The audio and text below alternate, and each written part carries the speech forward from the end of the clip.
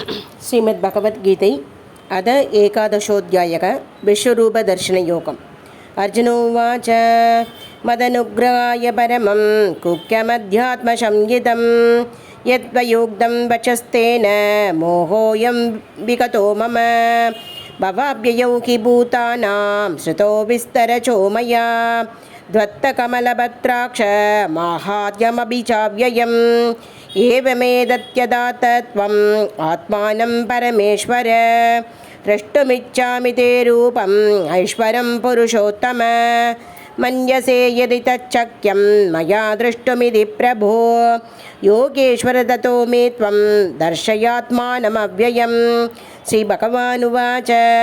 पश्य मे पार्थरूपाणि शतचोदसहस्रशः नानाविधानि दिव्यानि नानावर्णाकृतीनि च पश्यादीद्यान् वशुन् रुद्रान् अश्विनो मरुदस्तथा बहून्यदृष्टपूर्वाणि पश्याचर्याणि भारत इहैकस्तं जगत्कृत्स्नं पश्चात् सचराचरं मम देहे कुटाकेश यश्चान्यद्द्रष्टुमिच्छसि न तु मां शक्यसे द्रष्टुम् अनेनैव स्वचक्षुषा दिव्यं ददामि ते चक्षु पश्य मे योगमैश्वरम्। सञ्जय उवाच एवमुक्त्वा ततो राजन् महायोगेश्वरो हरिः दर्शयामास पार्थाय परमं रूपमैश्वरम् अनेकवक्त्रनयनम् अनेकाद्भुतदर्शनम् अनेकदिव्याभरणं दिव्यानेकोद्यदायुधं दिव्यमाल्याम्बरधरं दिव्यगन्धानुलेपनं सर्वाचर्यमयं देवम् अनन्तं विश्वतोमुखं दिवि सूर्यसहस्रस्य भवेद्युगपदुत्थिता यदि भाषतृषी सा स्यात् पासस्तस्य महात्मनः तत्रैकस्तं जगत्कृष्णं प्रविभक्तमनेकता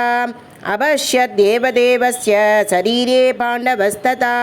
ततः स विस्मयाविष्टो कृष्टरोमा धनञ्जयः प्रणम्य शिरसा देवीं कृताञ्जलिरभाषत। अर्जुन उवाच पश्यामि देवांसवदेवदेहे सर्वां सदा भूतविशेषसङ्गान् ब्रह्मानमीशं कमलान च स्तं ऋषिं च सर्वानुरकां च दिव्यान् अनेकबाहूधरवक्त्रनेत्रं पश्यामि त्वां सर्वतो अनन्तरूपं नान्तं न मध्यं न पुनस्तवातिं पश्यामि विश्वेश्वर विश्वरूप किरीटिनं गतिनं चक्रिनं च तेजोराशिं सर्वतो दीप्तिमन्दं पश्यामि त्वां दुर्निरीक्षं समन्तात् दीप्तानलार्गद्युतिम् अप्रमेयम् त्वमक्षरं परमं वेदितव्यं त्वमस्य विश्वस्य परं निदानं त्वमम् अव्यय शाश्वतधर्मगोप्ता सनातनस्त्वं पुरुषो मतो मे अनादिमध्यान्तमनन्तवीर्यम् अनन्तबाहुं चक्षुर्यनेत्रं पश्यामि त्वां दीप्तहुता च वक्त्रं स्वतेजसा विश्वमिदं दबन्धम् या वा मृतमन्त्रं ये व्याप्तं जैकेन दिशच्च सर्वाः दृष्ट्वाद्भुतं रूपमुग्रं त्ववेतं लोकत्रयं प्रव्यथितं महात्मन् अमीहि त्वां सुरशङ्खविशन्ते केचिद्भीता प्राञ्जलयो गृह्णन्ते स्वस्तीत्युक्त्वा मगिर्षि सिद्धसङ्काः स्तुवन्ति त्वां स्तुतिभिः पुष्कलाभिः